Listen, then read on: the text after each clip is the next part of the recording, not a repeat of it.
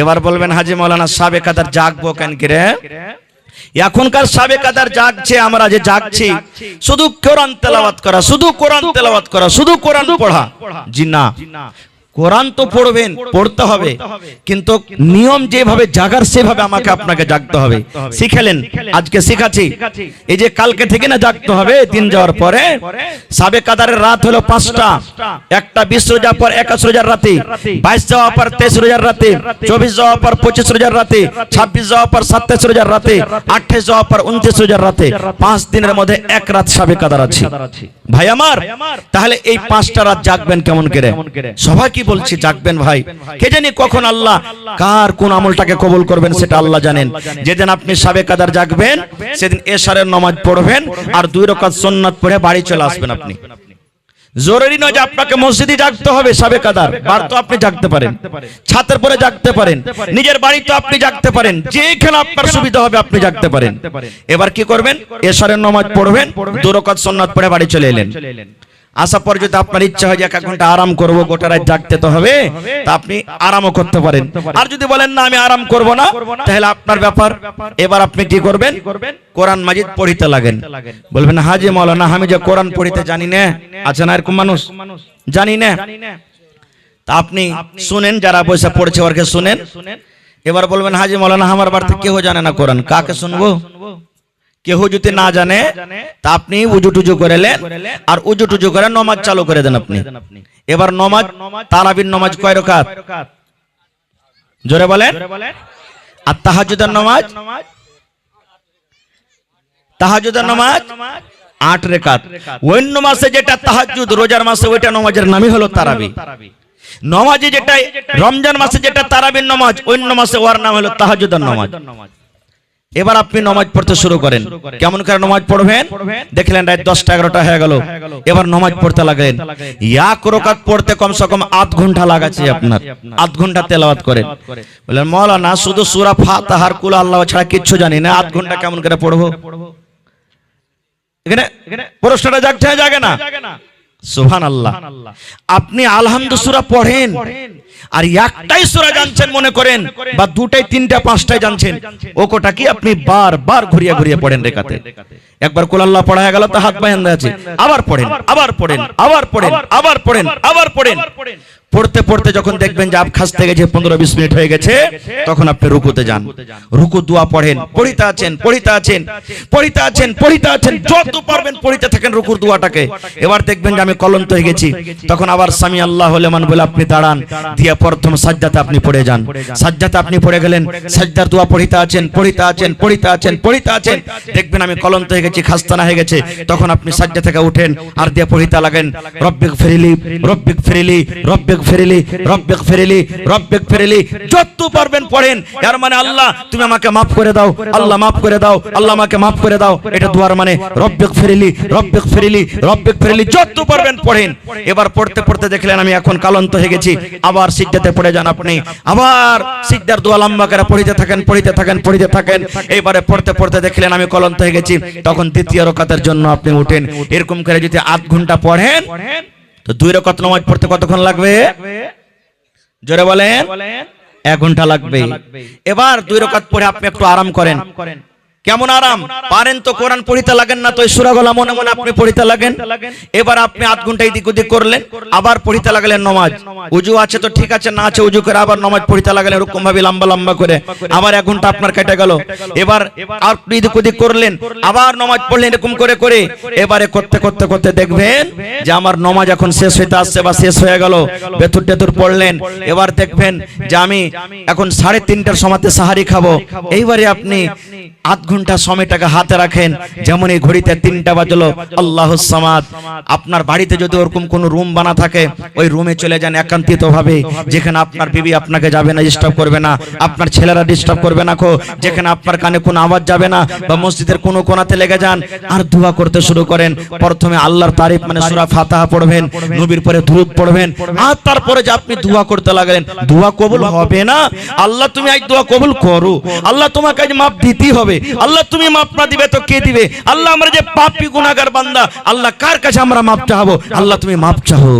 রাসূল বলেছেন উম্মত রে, আল্লাহর ডরে আল্লাহর ভয়ে কানতে কানতে তোমার চোখ দিয়ে যদি এক ফোঁটা পানি গোলা ঝরে যায়, আল্লাহর ডরে জাহান্নামের ডরে তোমার কানতে কানতে চোখ দিয়ে যদি এক ফোঁটা পানি বের হয়ে যায়, আরে আমার উম্মতের দল, তোমার এই চোখের পানিতে তোমার জন্য আল্লাহ জাহান্নামের আগুনকে হারাম করে দেবে। সুবহানাল্লাহ। এর নাম হলো কি সাবে কাদার। এরকম ভাবে সাবে কাদার জাগতে হবে। হায়রে আল্লাহ, আফসোসের কথা আজকে আমরা মুসলমান যে জিনিসটা এত ফজিলত, আমরা সেই ফজিলত থেকে দূরে আছি। আর একটু আগে চলেন ভাই আমার, আল্লাহ রাব্বুল আলামিন এই পাক পবিত্র রমজান মাস যখন শুরু হয়ে যায়, যেমনই রমজান মাসের চাঁদ উঠে গেল, আল্লাহ রাব্বুল আলামিন দুটা ফেরেশতাকে জমিনের ভিতরে পাঠিয়ে দেন। দুটা এলান করনেওয়ালা জমিনের ভিতরে আছে, আর ওই ফেরেশতা দুটা আসাবার এলান করেন। একজন ফেরেশতা এলান করেন, ওরে মিরকাহা গ্রামের নওজওয়ান যুবক বুড়া বুজুর্গ বাপজিরা মায়েরা খালারা তোমরা শুনে নাও। ফেরেশতা একজন এলান করলেন, ও গুনাহ করনেওয়ালা, রুকে যাও রুকে যাও রুকে যাও রুকে যাও, আর গুনাহ করিও না। তুমি 11 মাস মদ পান করিলে, এই রমজান মাস চালু হয়েছে আর মদ পান করিও না। 11 মাস তুমি তাস খেলেছো, রমজান চালু হয়ে গেছে আর তুমি তাস খেলিও না। এই গুনাহ করনেওয়ালা, পাপ করনেওয়ালা, 11 মাস তুমি নামাজ ছেড়েছো, এই রমজান মাস চালু হয়েছে, খবরদার তুমি আর নামাজ ছাড়িও না। যারা পাপ করেছো, গুনাহ করেছো, রুকে যাও রুকে যাও রুকে যাও, তুমি আর গুনাহ করিও না। আর যারা নেকিতে লেগে থাকে, নেকি করে, আল্লাহ রাব্বুল আলামিনের আরেকটা ফেরেশতা ডাকতে বললেন, ও নেকি করনেওয়ালা, তোমরা আর একটু আগিয়ে যাও, আর একটু আগিয়ে যাও, আর একটু তোমরা আগিয়ে যাও। তোমরা যে 5 ওয়াক্ত নামাজ পড়েছিলে 11 মাসে, রোজার মাসে নফল গলা বেশি বেশি চালিয়ে দাও। অন্য মাসে তোমরা যে নেকি গলা করেছিলে, রোজার মাসে নেকিটাকে আর একটু বাড়িয়ে দাও। অন্য মাসে তুমি 2 টাকা দান করেছিলে, রোজার মাসে দানটার তুমি পাওয়ারটা একটু বাড়িয়ে দাও। অন্য মাসে তুমি তাহাজ্জুদ পড়তে পারো নাই, রোজার মাসে তুমি তাহাজ্জুদের নামাজটা বেশি পড়ো, একটুখানি তুমি এগিয়ে যাও। শুধু তা নয়, এই রমজান মাস যখন চালু হয়ে যায়, আল্লাহ রাব্বুল আলামিন ফেরেশতাকে ডাকতে বলেন, ফেরেশতারি আমার যত জাহান্নামের গেট আছে, যত জাহান্নামের দুয়ার আছে, সমস্ত দুয়ারকে তোমরা বন্ধ করে দাও রে। সমস্ত দুয়ার বন্ধ হয়ে যায়। এবার আল্লাহ ফেরেশতাকে বলেন, জান্নাতের দুয়ার খুলে দাও, জান্নাতের গেট খুলে দাও। এই রমজান মাসে সমস্ত জান্নাতের দুয়ারকে খুলে দেওয়া হয়।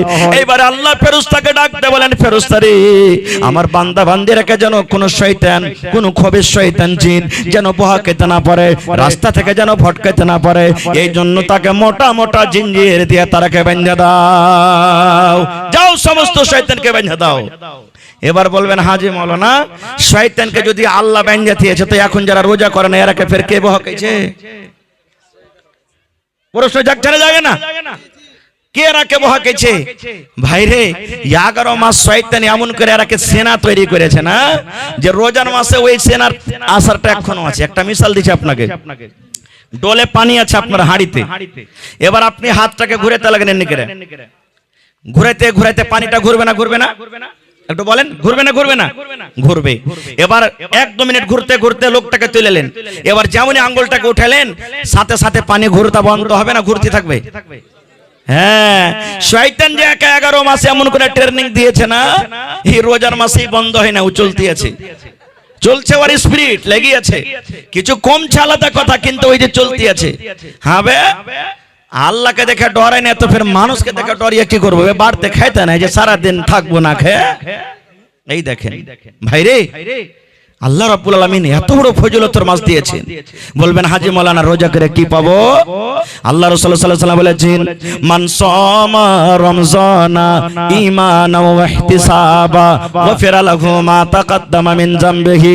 দয়ার নবী এলান করে দিয়েছেন, যে আল্লাহর বান্দা বান্দিরা রোজা রাখবে, রোজা রাখার 2টা নিয়াত করতে আপনাকে করতে হবে। 1 নম্বর কথা হলো ঈমানাও, আল্লাহ রাব্বুল আলামিনের সাথে বিশ্বাস করতে হবে। আল্লাহ 1 মাস রোজাকে ফরজ করেছেন, আমি যদি রোজা রাখতে হবে, রোজা যদি আমি না রাখি আমি গুনাহগার হয়ে যাব, পাপী হয়ে যাব। ওয়া ইহতিসাবান, নেকি মনে করে রোজা রাখতে হবে। এই 2টা নিয়তে যারা রোজা রাখবে, নবী বলেছেন, গফিরা লাহু মা তাকাদ্দামা মিন যামবিহি, তোমার জীবনের যত ছোট ছোট গুনাহ আছে, আল্লাহ সমস্ত গুনাহকে তোমার maaf করে দিবেন। কিন্তু এখন রোজা কত লোক করব কি, বিয়ের বাড়ি বেড়াতে যাব, মা খালারা কইবে, হালেমার বাপ ওই যে কি রে, তুমি যে বিয়ের বাড়ি যাবে, বাড়তে নেই রোজাটা করো না, তো বিয়ের বাড়ি যাবে যদি রোজাটা না করো তো কি কইবে? এরকম কত লোক আছে না নেই? তখন ও কি করবে? বিহের ডরে রোজা করে যাবে। আল্লাহ বলবেন এগুলা রোজাতে তোমার কাম দিবে না রে বান্দা। আল্লাহ বলছেন ফাওয়াইলুল লিল মুসাল্লিন, ওই নমাজিরা ওয়াইল জাহান্নামে যাবে, ওই নমাজিরা নমাজ পড়ে ওয়াইল নামে জাহান্নামের ভিতরে যাবে।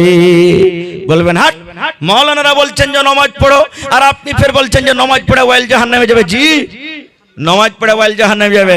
তোকে হাজী মাওলানা এত বড় মসজিদ বানিয়ে কি করবো? তাহলে দান যে দিচ্ছে এত কষ্ট করে, কোন নমাজিরা যাবে? আল্লাহ বলেন আল্লাযীনা হুম ইউরাউন, যারা মানুষকে দেখিয়ে নামাজ পড়ে, জীবনে নামাজ পড়ে না। বিহাই নামাজি পেয়েছে, বিহাই এসেছে বাড়িতে, এবার বিহার সাথে সাথে ওযু করে মসজিদের ভিতরে চলে গেল। আল্লাহর ডরে এটা নামাজ হলো না রে ভাই, এটা বিহাইয়ের ডরে নামাজ হলো। আল্লাহ বলছেন এরকম নামাজিরা ওয়াইল জাহান্নামে যাবে। আপনি রোজা রেখেছেন, আপনি রোজাও রাখেননি। কত ভাই দেখবেন মাগরিবের নামাজ পড়িতে চলে যায়, যদি নামাজ না পড়িতে যায় হবে হাজি কি কইবে, মুলবি কি কইবে, খতিব কি কইবে, মডল কি কইবে। ইশালা রোজা করে নিয়ে লাগে নামাজ ঘন্টা পড়িতে আসে না। চল চল চল, কমসে কম দেখি আসি লোককে মাগরিবে নামাজ ঘন্টা পড়িলি, যাতে লোক বলে যে রোজা করেছে। আল্লাহ বলছেন এরকম নামাজিরা ওয়াইল জাহান্নামের ভিতরে যাবে। এই মতো বন্ধুরে, লোক দেখানো রোজা করতে গেলে আল্লাহ গুনাহ মাফ করবে না। আল্লাহ রাব্বুল আলামিনকে রাজি করার জন্য, নেকি মনে করে আল্লাহকে সন্তুষ্টি করার জন্য যারা রোজা রাখবে, এরকম রোজাদারের আল্লাহ জীবনের ছোট গুনাহকে মাফ করে দিবেন। আর কি নেকি আছে? ওরে আল্লাহ, আজ আপনি 10,000 দান করে দিলেন, নেকি দিবেন কে? ফেরেশতা। কে নেকি দিবেন? কে নেকি দিবেন? ফেরেশতা নেকি দিবেন। নামাজ পড়বেন কে? ফেরেশতা নেকি দিবে। আপনি হজ করতে যাবেন, ফেরেশতা নেকি দিবে। কোরআন তেলাওয়াত করবেন, ফেরেশতা নেকি দিবে। দান করবেন, ফেরেশতা নেকি দিবে। মা বাবার খেদমত করবেন, ফেরেশতা দিবে। প্রত্যেক কাজে কাজে ফেরেশতারা নেকি দিবেন। কিন্তু রোজার যখন বাড়িটা এলো, রোজার যখন নেকির কথা এলো, আল্লাহ রাব্বুল আলামিন ফেরেশতারাকে ডাক দিয়ে বলছেন ফেরেশতারি ফাইন্নাহু লি ওয়া আনা আজজি বিহি, এই রোজাটা হলো আমার জন্য রে ফেরেশতা, তোমরা দূরে চলে যাও, দূরে চলে যাও। তোমরা রোজার বদলা দিতে পারবে না, তোমরা রোজার নেকি দিতে পারবে না, কারণ রোজা হলো আমার। ওয়া আনা আজজি বিহি, এবং আমি আল্লাহ তাবারাক ওয়া তাআলা রোজার নেকি দান করব। কত আল্লাহ দিবেন সেটা আল্লাহ জানেন। আল্লাহ কিয়ামতের দিন প্যাক করে সুন্দর করে আপনার হাতে দিবেন, বান্দারে আমাকে না দেখে বিশ্বাস করে তুই যে রোজা করেছিস, তুই ইচ্ছা করতে গেলে লক করে পানি পান করতে পারতি, ইচ্ছা করতে গেলে নদীতে তুই ডুব মেরে পানি পান করতে পারতি, কেউ দেখতো না।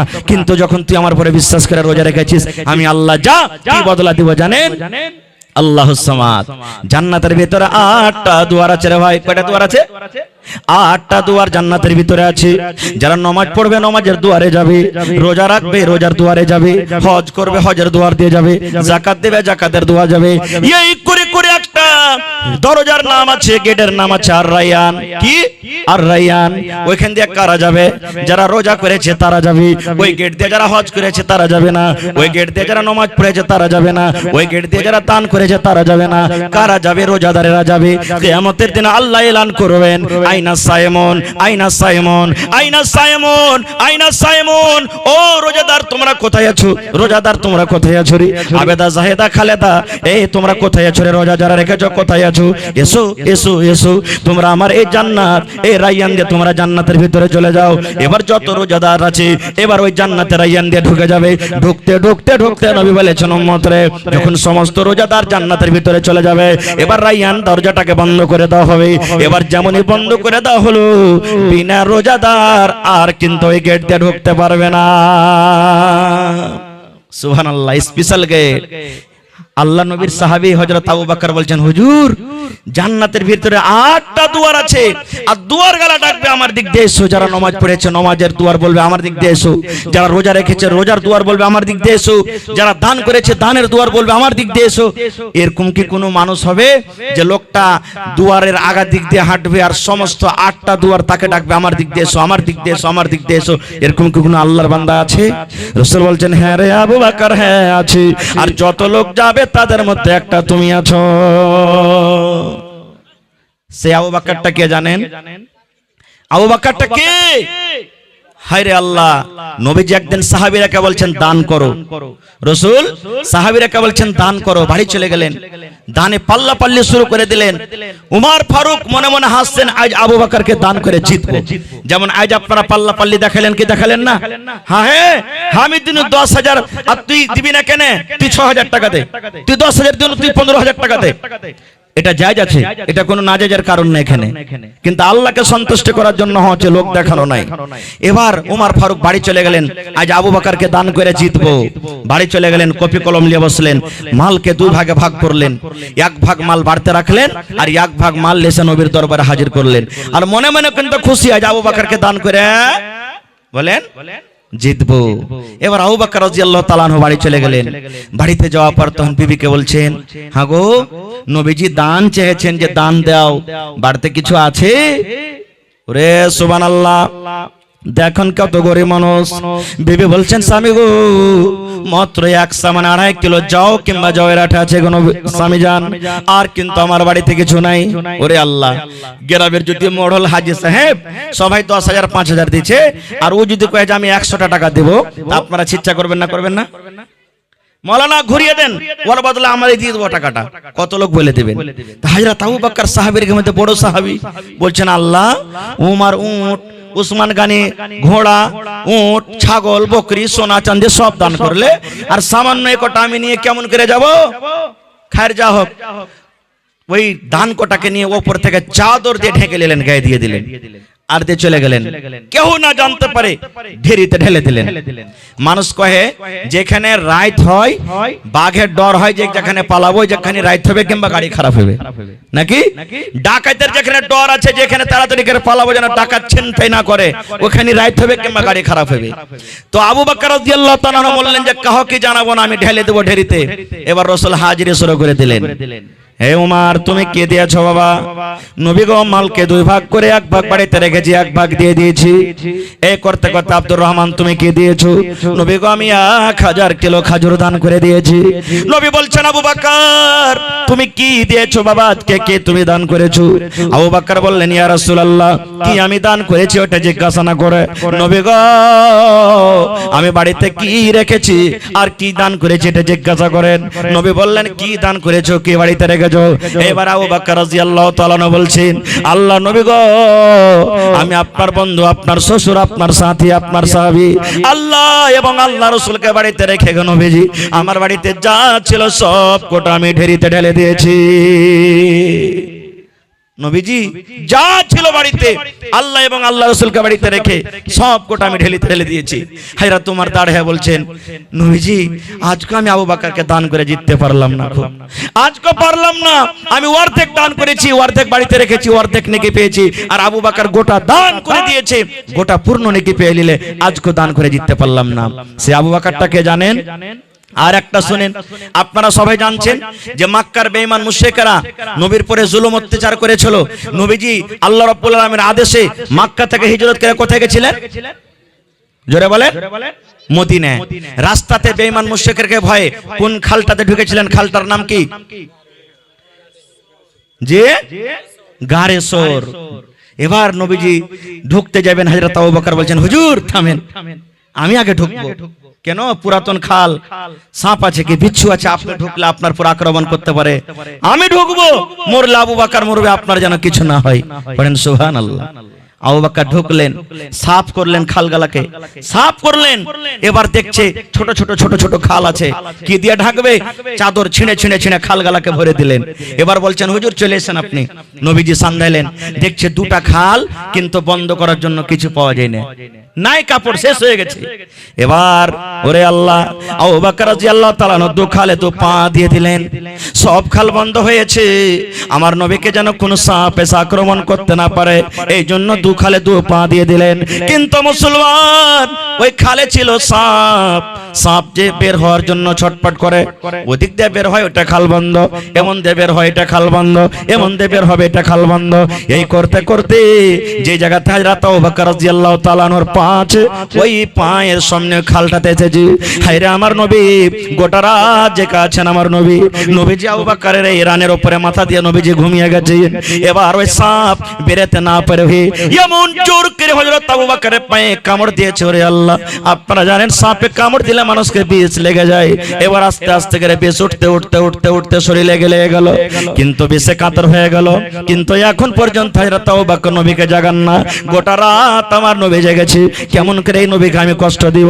আমি আবু বকর, আমার জীবনটা চলে যায় রে, আমি মরে যাব, আমি মরে যাব, কিন্তু আমার নবীকে কষ্ট দিব না খু।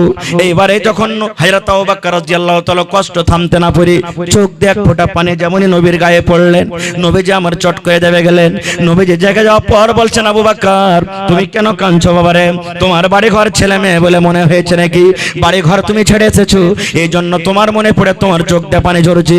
বলছে, ইয়া রাসূলুল্লাহ, আল্লাহর নবী গো, আমি আপনার বন্ধু, আপনার সাহাবী, আমার ছেলে মেয়ে বলে চোখ দিয়ে পানি ঝরে না। নবী গো, এই দেখেন খালের ভিতরে একটা সাপ ছিল, ওই সাপটা বের হওয়ার কারণে আমার পায়ে এমন করে কামড় দিয়েছি। ওরে আল্লাহ, এমন ভাবে কামড় দিয়েছে আমি বেশি কাতর হয়েছি, আমি সহ্য না করতে পেরে আমার চোখ দিয়ে পানি ঝরেছে। রাসূল বলছেন, কেন তুমি আগে বলনি? বলছেন, ইয়া রাসূলুল্লাহ, আপনি যেন কষ্ট না পান এই জন্য আমি বলিনি।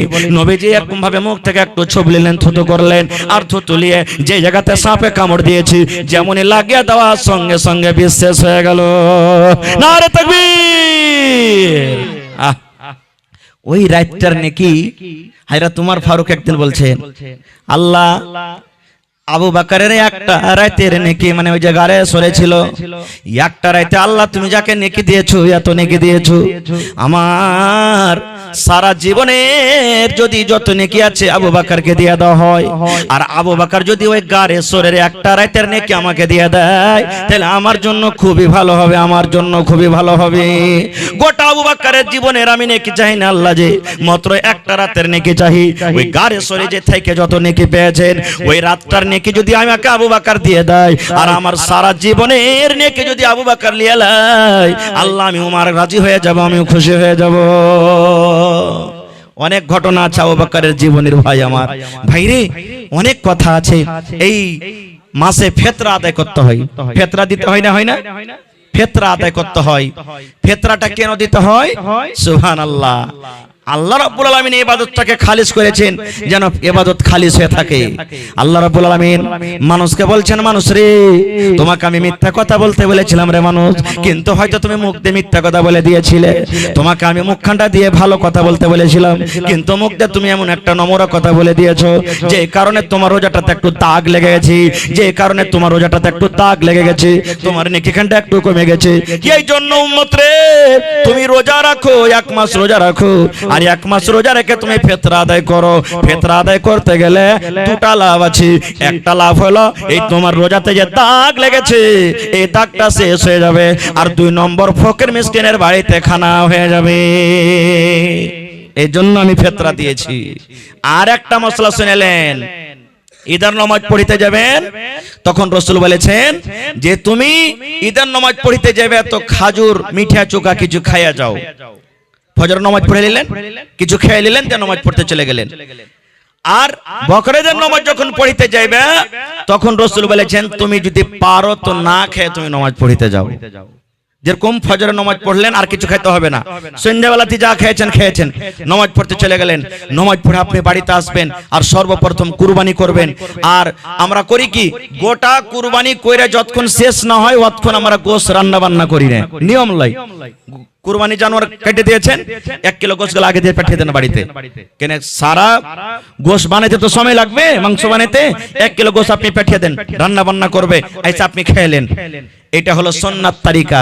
কিন্তু হায়রে আফসোসের কথা, এই কাজটাকে কত মানুষ রোজা মনে করে নিয়েছে, যে কুরবানির জন্য আধখানি বেলা রোজা আছে। এটা ভুল কথা। আধখানি বেলা রোজা হয় কোনদিন? যে ভাই আপনি ঘড়ি দেখছেন যে আজ 5:56 ইফতারি আছে, 54-55 হইতে গেল, আপনি ইফতারি করেন না, আর আপনি 10টার সময়তে খায়ের কেরা কইছেন আমার আজ একটা রোজা হয়ে গেল। এটা কেমন রোজা? জি না, এটা সুন্নাত।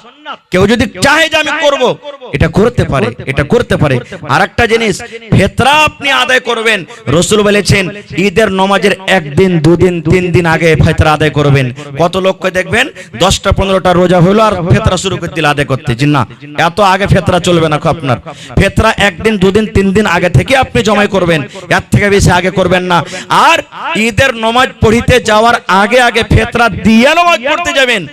রাসূল রাসূলের হাদিস এটা। আর যদি আপনি বলেন যে না এখন তারা ঘোরাতে পারলাম না, নামাজ খানটা পড়েই চলে আসি তারপরে ফিতরা আদায় করব, রাসূল বলছেন তোমার ফিতরা হবে না। নমাজ পড়ে আইসা পরে ফিতরা দাও, তোমার ফিতরা হবে না। আজ যেমন তুমি দান ধ্যান করছো, আম সাদকা করছো, এরকম আম সাদকার নেকি পাবে, ফিতরার নেকি তুমি পাবে না, ফিতরা হবে না। এই জন্য রাসূল বলেছেন তুমি নমাজ পড়িতে যাওয়ার আগে আগে তুমি ফিতরা দিয়ে দাও। ভাইরা আমার, বলার মেলায় কথা আছে, মেলায় কথা আছে। বন্ধুরে আমার, আল্লাহ বাচ্চারাকে ইনশাআল্লাহ আবার কোনোদিন বলবো ভাই, তবে আপনারা আলহামদুলিল্লাহ অনেক দান করেছেন, অনেক দান করেছেন। তবে আজকে আমি জালসাতে সব দান করলেন, আপনারা টাকা পয়সা সব দিলেন। একটা কোন আল্লাহর বান্দা এরকম কেউ আছেন যে মসজিদের জন্য 1 কাঠা কিংবা 1 ডিসমিল জমিন দান করতে পারবেন? এরকম মজলিসের মধ্যে কোনো মা, খালা, দাদি, নানি কেউ আছেন? মাঠে ময়দানে জমিন আছে, কোন জায়গারই জমিন হোক, 1 ডিসমিল হোক, 8 ডিসমিল হোক, 1 কাঠা হোক, মাওলানা আমি দান করলাম, বিক্রি করে যা টাকা হবে আমি দিয়ে দেবো মসজিদে। আছেন মজলিসের মধ্যে কেউ? দেখি এরকম আল্লাহওয়ালা একটা লোক। দেখি মসজিদের কাজ চালু হবে, কোন এমন একটা আল্লাহওয়ালা আছেন 1 কুইন্টাল রড দান করবেন। 1 কুইন্টাল রড যখন মসজিদের কাজ চালু হবে আপনি দিয়ে দিবেন, 1 কুইন্টাল রড কিংবা নগদ দিয়ে দেন। দেখি কোন আল্লাহওয়ালা আছেন 1 গাড়ি বালু দান করবেন, 100 সেফটি বালু। দেখি কোন আল্লাহওয়ালা আছেন 1000 ইট দান করবেন। একটা আবদার রাখলাম, দেখি এতটি মজলিসের মধ্যে কোন আল্লাহওয়ালা নাই 1 গাড়ি বালু কিংবা 1 গাড়ি গিট্টি কিংবা 1000 ইট কিংবা 1 কুইন্টাল রড। দেখি কোন আল্লাহওয়ালা আছেন। আমি সময়টা নিব না ভাই, কারণ কালকে আমার প্রোগ্রাম ফেরা আছে পূর্ণিয়া হরদাতে, কয়দিন থেকে লাগাতার প্রোগ্রাম। এই জন্য 5 থেকে 10 মিনিটের মধ্যে দেখি একটা আমি আবদার রাখলাম,